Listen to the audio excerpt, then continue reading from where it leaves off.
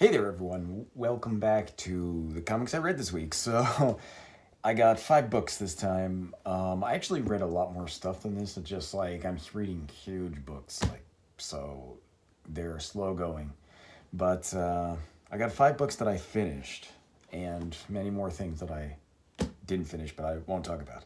So we'll get into these, and we'll talk about some stuff. So here, first thing we got here is Future Quest. This is the first volume of Future Quest. It's only 2 volumes, like it's a thing here, but this is like a giant Hanna-Barbera crossover event. Basically, you've got tons of like old Hanna-Barbera hero kind of characters joining all together to fight like a world-ending event. So it's like if it's not at all goofy. So if you're thinking like like Space Ghost Coast to Coast or something, or like any of Cartoon Network Hanna-Barbera stuff, it's nothing like that. It's totally serious. So it's more towards like what it originally was. But you've got a ton of Hanna-Barbera characters in this. So like on the cover you've got like Johnny Quest, there's Haji, and you've got like the Herculoids, so that's like this, and then you've got Birdman, Space Ghost, Jace, Jan, the monkey, is Galik maybe. Then you've got Mytor. But like beyond those, like those are the most famous ones. But there's other like less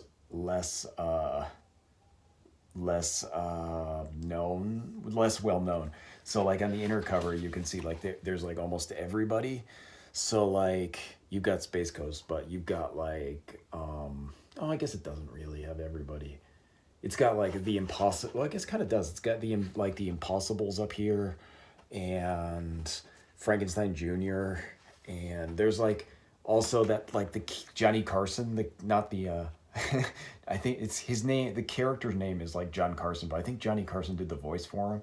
He's like John Carson in the Land of the Dinosaurs or whatever. So there's like that kind of thing. The dinosaur kid who I'm trying to remember if there's anybody else.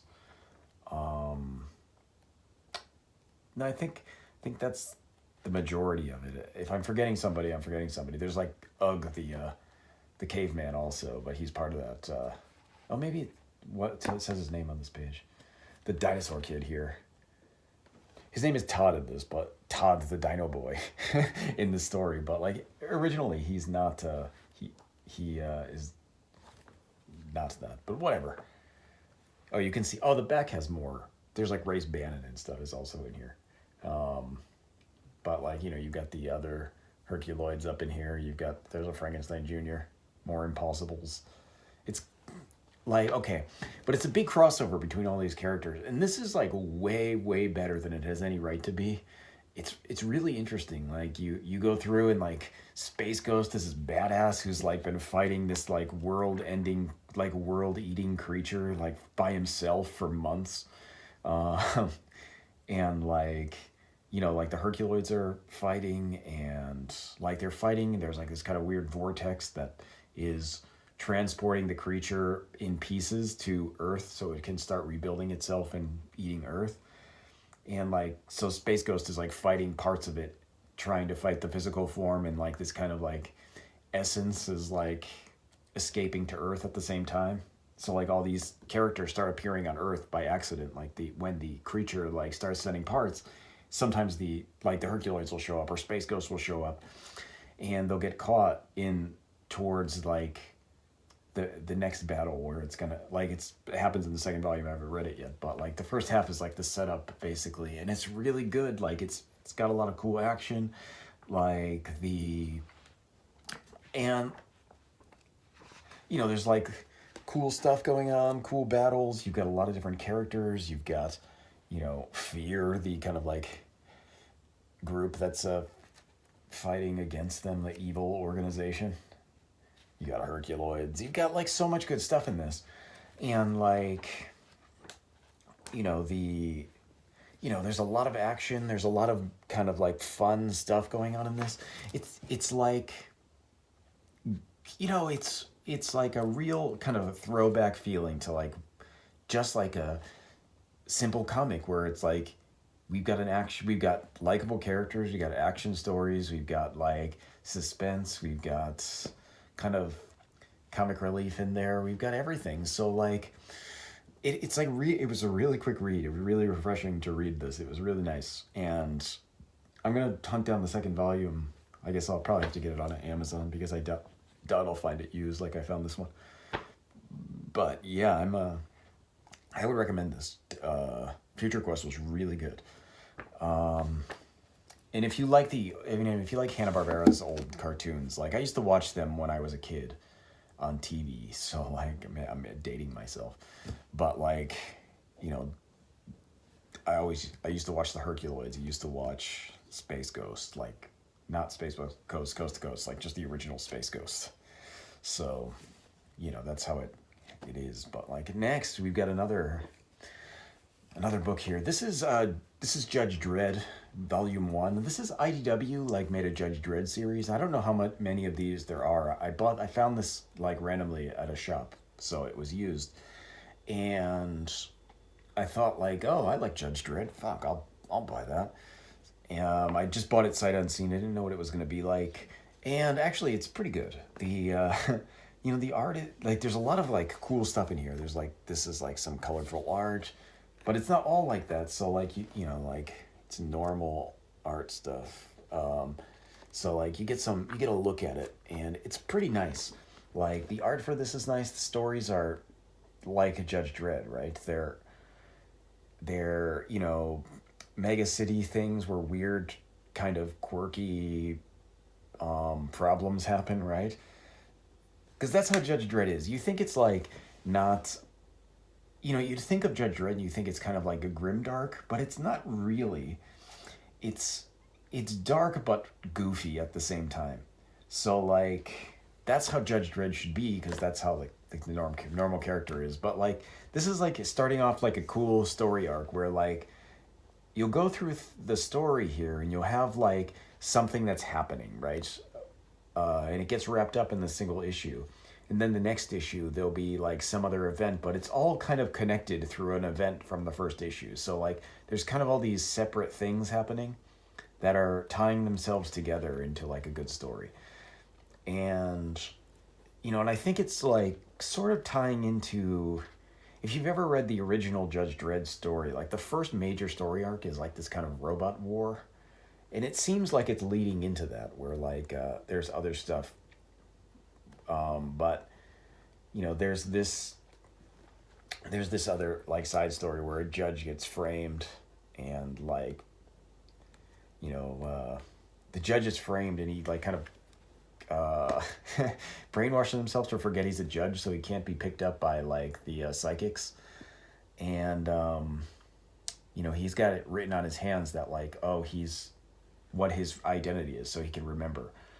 But it's written like on his hand, like, you know, one hand is like, you know, you're wanted for attempted murder, well, for like murder of a judge, and on the other hand it says like something like, you know, like it gives an opposite to that. I don't remember what it is off the top of my head. I'd have to I'll look for it, but like oh yeah, okay, so like it says like, you know, like wanted for attempted murder of a judge, or and then like on the other hand it says you are a judge who was framed, so prove your innocence and avoid the psyops. And then like he gets like, he's like, Judge Dredd finds him because Judge Dredd figures out like, oh, he was framed, so like he's trying to stop him and tell him like, no, you're okay, don't worry, please stop.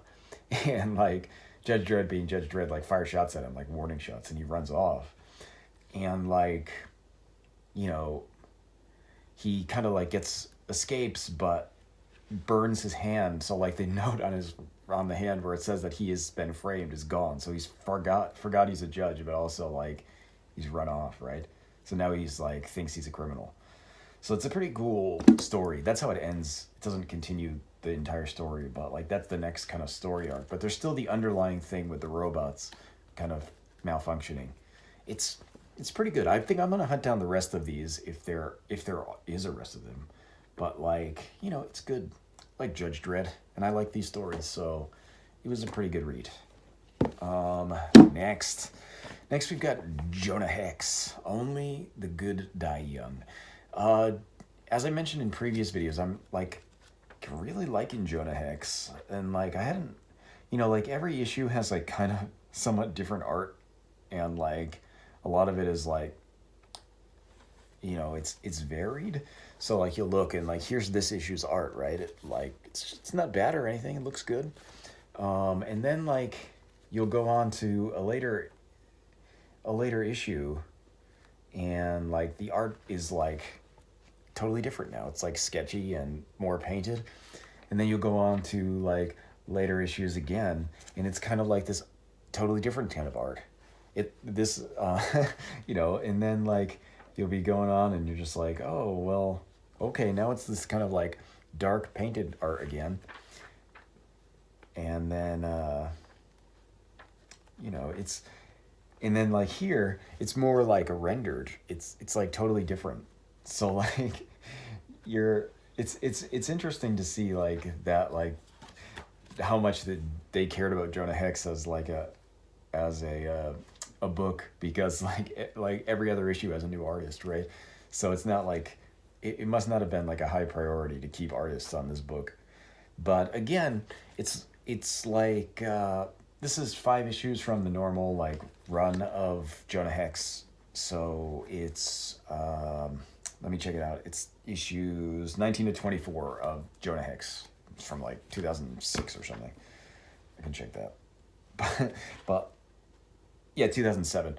So like it's like just 5 issues, right? But like some of them are somewhat connected. So like the first, I think 3 are kind of connected, but they're, separate stories, but they have like a connecting thread. So it's not like super necessary that you read them all, but like it helps. And then like, there's a final story with El Diablo shows up, and also Batlash.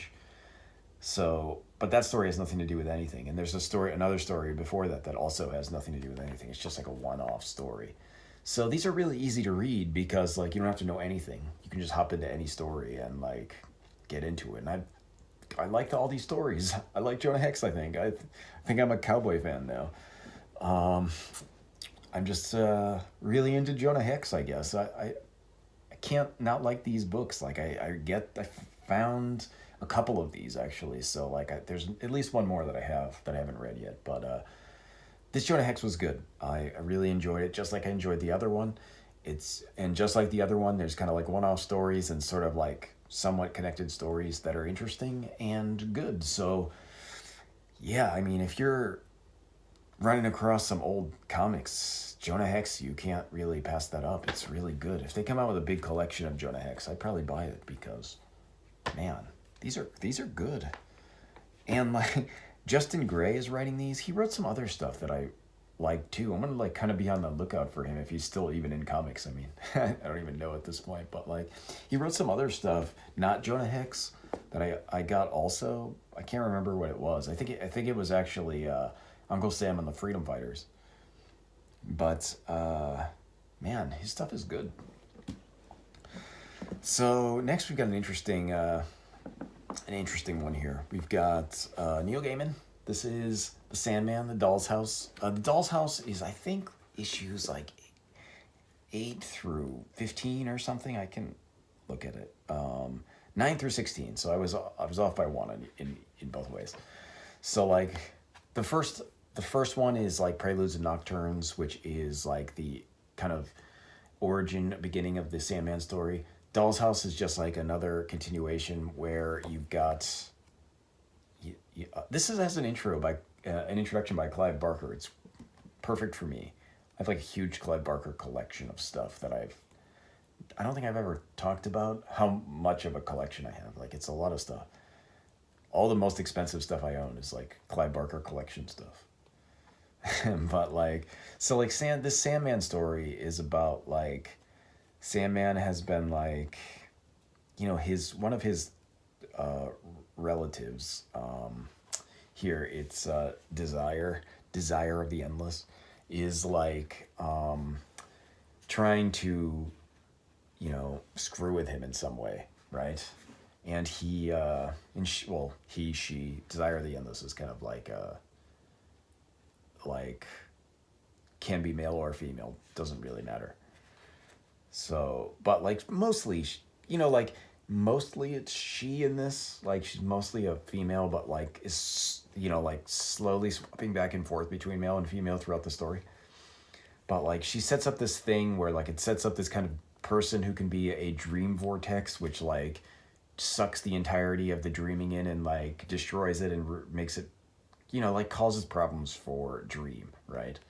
So causes issues, but like there's this kind of story where like this girl has been chosen to be the vortex, but like there's somebody else, like her grandmother, who was previously supposed to be the vortex, but because of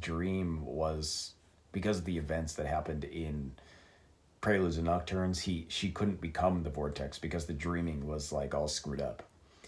So like this girl is like trying to find her family, and her grandmother wakes up after Dream returns, and she starts finding her family, but like then you have like all these people who have escaped from the dream. So like people have escaped from the dreaming. There's like a place that has escaped from the dreaming, and then like there's some other characters, the Corinthian, who is like a big part, and these two have escaped. And they're trying to make their own. And these two are like trying to make their own dreaming that they can rule, so they can be the rulers. And then Dream is like going out to hunt down these people who have escaped from the dreaming, and he finds them and takes care of them. And then like the Corinthian has become like a serial killer.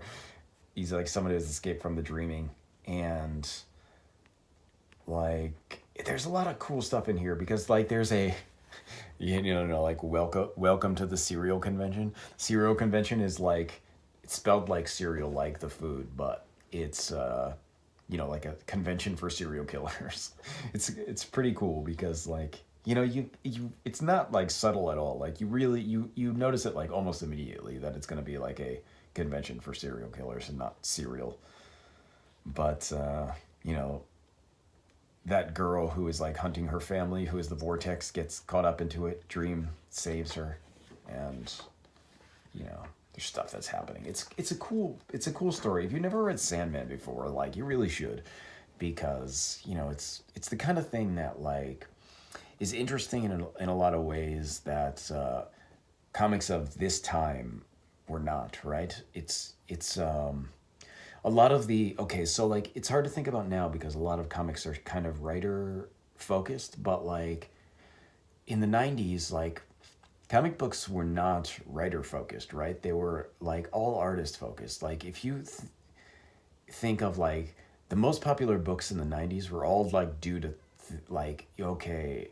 this one's got Rob Liefeld doing art, right? This one's got Jim Lee. This one's got like Whilce Portacio. This one has like Jay Lee or like Scott McFarlane or whatever. And like those guys had like their kind of cult of personality, right? Where they had their huge fans and everyone would buy like every book that they made.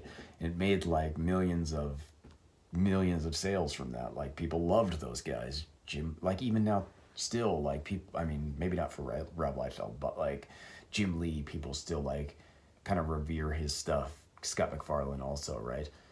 But Neil Gaiman is at the same time as those guys, right? But he is still like kind of popular in the sense that he is the writer. He's not the artist for this, but like he's the known guy, the writer, which is like beyond like at that time like basically Alan Moore, like probably a little bit of like Grant Morrison, maybe like some of the Vertigo guys I guess were popular, but like they weren't anywhere near as like well known as the artists. So it was like kind of an anomaly for Neil Gaiman to be like standing out as on Sandman as being like the writer focus.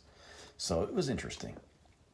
But now we've got to the last book here is it's kind of a weird book, and I saw it and I thought like, well, that's fucking weird, I'll buy it. And this is Planet of the Apes and Green Lantern. Green Lantern Planet of the Apes crossover. Like I don't know who greenlit that. It's it's not a bad story, but like strange crossover. But let me start off like this has great cover art. I think this cover is really nice, but there's tons of like alternate covers that are awesome. And this cover is good. It's like an Ethan Van Sciver cover. He was working on Green Lantern at the time. But like the inner art is also really good too. Like you can see these things, but like it's about a story about like there's kind of a secret ring that can use all aspects of the color range. So it can like swap between lantern cores. So like you'll see, like here we go. He's like gets the ring and like the ape gets the ring because the Guardians have like decided that like the Planet of the Apes, if you know Planet of the Apes, it kind of makes sense in the sense that like the Guardians are like, oh yeah, there's this timeline that's just like it's a loop. It's broken. So the Earth is like a broken loop. And that's how Planet of the Apes is, right? So like in the Planet of the Apes timeline, you have like, like the rise of the apes, and then there's like the war with the humans at the end, and then like they destroy the planet, but like before they destroy the planet, they send apes back in time, and it starts the loop again. So like that's how that's how the Planet of the Apes got started, was the people from sending back the people from the end. And it's kind of like, okay, it's a loop. The planet always ends right there. So it just loops back and forth, right? But so the Guardians have placed this ring on that planet that's like a time loop, basically, so that it's not accessible to anybody else because it's like too dangerous. And Sinestro finds out about it and gets sent to that planet. It's the Planet of the Apes. You'll see Hal Jordan washes up on the shore. But you can also see like here's the ape who finds the ring. He's like got a yellow ring, and he'll swap. He gets someone will make him angry, and he's a Red Lantern. So like here's a variant cover. But man, this story is like it's not as convoluted as you'd expect. And it's got all the Lantern Corps show up, and they're trying to steal the ring because they want to, the Green Lanterns want to get it and like give it to the Guardians to get rid of, right? And then the red Lanterns show up, and Sinestro shows up, and so like here's like the Red Lantern Corps shows up, and you get a bunch of like they're fighting for it, and for some reason Guy Gardner thinks it's a good idea. He's like, you know what, we're going to the place of talking apes. I know someone who can help us out on the Planet of the Apes. Let's bring Gorilla Grodd to the Planet of the Apes. So he gets Gorilla Grodd from Amanda Waller and brings him to the Planet of the Apes, and it goes poorly because Gorilla Grodd is like, I'm going to take over the Planet of the Apes, and I'm going to take that ring, and I'm going to be the most powerful because that's what Gorilla Grodd does. And he starts controlling lanterns with his power. Gorilla Grodd starts controlling the Red Lantern Corps, and have to fight him. But eventually, it comes to a conclusion. But let me show you the coolest parts of this. So they made all these like kind of retro covers and figures and things for this comic. So like you go, like look at this. This is so cool to me. You've got like a Planet of the Apes Green Lantern action figures that they've mocked up here. You've got like here's Cornelius Green Lantern, like Sinestro Corps Dr. Zaius, Red Lantern Dr. Ursus, Blue Lantern Lawgiver, Orange Lantern Mutant, and like Indigo Lantern Dr. Zero. That's cool. But like even beyond that, they've got all these old covers. Look at these covers. These are like kind of like parody covers. So here is like one of your old school Green Lantern covers, right? And then you've got like another old school Green Lantern cover, and another old school Green Lantern cover. But like, they're kind of swapped out to be apes and things. But like here's like the cover of where Green Lantern and Green Arrow, and they find like here it would normally be was Speedy, about being a drug addict, right? But like here's Green Lantern being like, "Oh no, Taylor is a mutant. He's not a human." So it's the kind of thing where like, here also is like the parallax cover for Green Lantern. You've got like so many cool like alternate covers, and I thought this was so cool because like they've made like also made Planet of the Apes, the movie poster, but as Green Lantern Planet of the Apes. So you've got like in the movie poster style these kind of options for the Green Lantern's Planet of the Apes. It's really cool. Like these alternate covers are amazing. I love them. Love them so much. Every single one is great. So, man, the story itself is like, you know, it's okay, but you know, I think like in the end, Garad gets captured by the Planet of the Apes. um, so, it's possible there'll be a sequel to this, but like there's still, Sinestro is still there, Dr. Zaius. You've got all the kind of like weird crossover of Planet of the Apes and Green Lantern. And it's a really quick read. There's not a lot of text in this, but like it's good stuff. I enjoyed this more than I thought I was going to, and I love all the alternate covers and all the mock-ups they did in the back. And like, man, I would kind of recommend this, but like, it's not great. Like the story isn't great or anything, but like it's just kind of like if you like Planet of the Apes and you like Green Lanterns, it's kind of like, well, why not? And that's kind of how I felt with it. So I don't know. Good. So that'll be it. That's everything I read this week that I finished at least. So still working on Before Watchmen, which like I'm not even close to finished. Some other stuff too, but who knows? Who knows what we'll see next week? Could be other stuff. So yeah, that'll do it. I will catch you guys next time.